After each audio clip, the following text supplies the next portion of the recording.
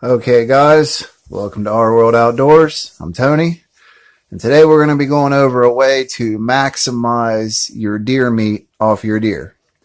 So, the first thing I'm going to say is I would love to be able to show you the starting point to this, but unfortunately YouTube is kind of picky.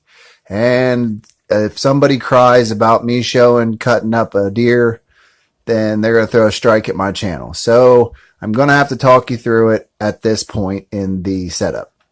So when you're butchering your deer, do not quarter it. Leave it hang, cut all the meat off it as you hang. You can do it a different way and quarter it, but I'm going to explain it to you if you just cut all your meat off of it, leaving it hang.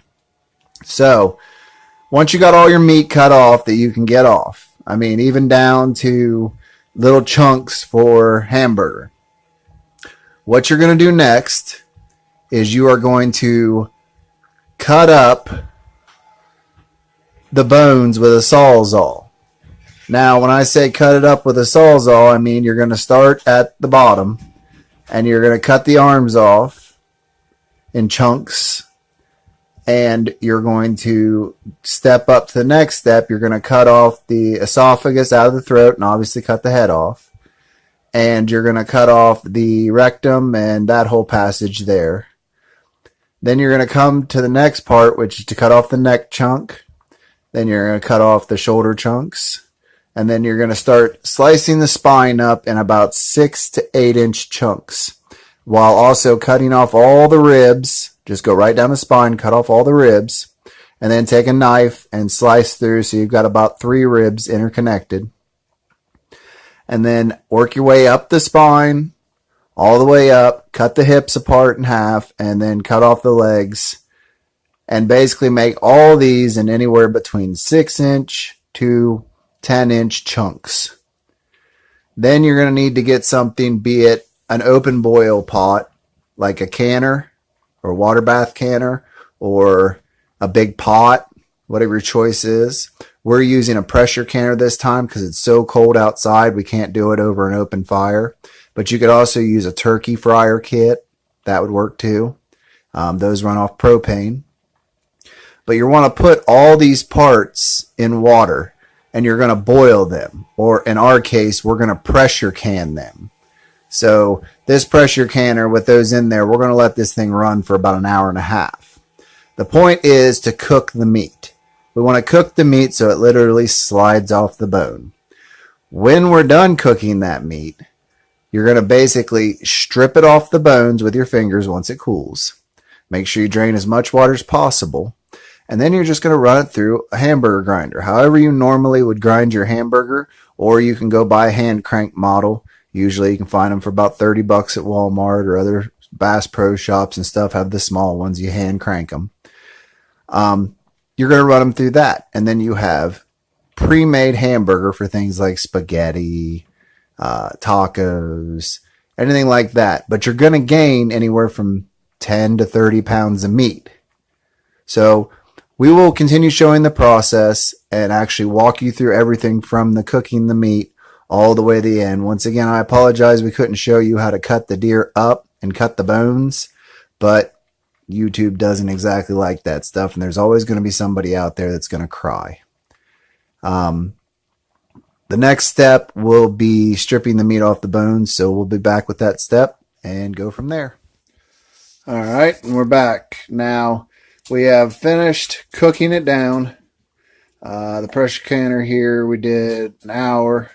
Let it cool some.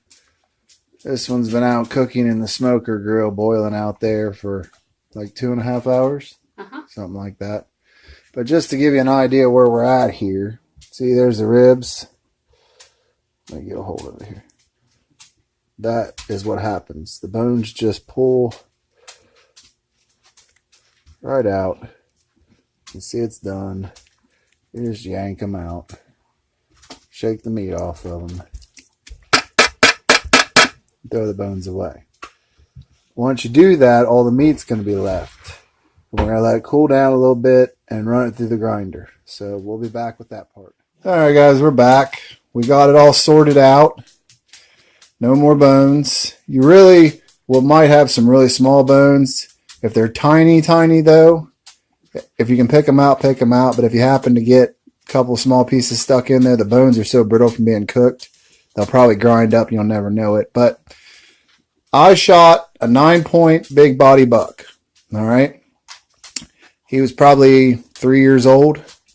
And we ended up with this bowl of extra meat. So this is on top of everything completely cleaned off the deer like we would normally do. But this is what we got off cooking the spine and the arms and the neck. Anything normally that the meat is stuck in between the bones. So let's put it on the scale and see how much we got.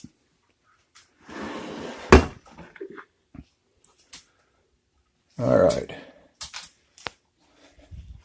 Okay, I don't know if you guys can see that. 21.2 pounds. So we ended up with 21.2 pounds of meat on top of what we normally get.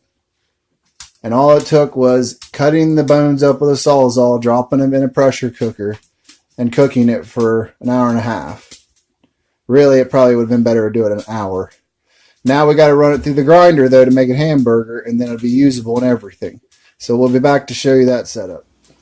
Okay, guys, final step, final set. Ground it up. Open it up here. You get a better idea. It's just regular old done hamburger. Fit in there. Alright, so 22 pounds, 21 and a half, 21.2, whatever you want to call it, of hamburger. You can make taco meat. You can make taco salad, put it in your spaghetti. Pretty much anything you can think of that you do with browned hamburger. Sloppy Joes. But just to put an example, one deer, one 9-point big body buck, he produced 60 pounds of regular meat, 10 pounds of what we call dog meat, which is meat that's shot up and no good for regular human consumption. And then we ended up adding 21 pounds of meat by boiling out the meat that's in the bones. So we ended up with 80 pounds of consumable meat and 10 pounds of dog meat from one deer. So that should explain to you guys why it's worthwhile to take time. It takes about 5 to 10 minutes, cut it up with a Sawzall, drop it in some container, and just boil it till it's done. Alright, I'm Tony with Our World Outdoors, and we'll see you in the next one.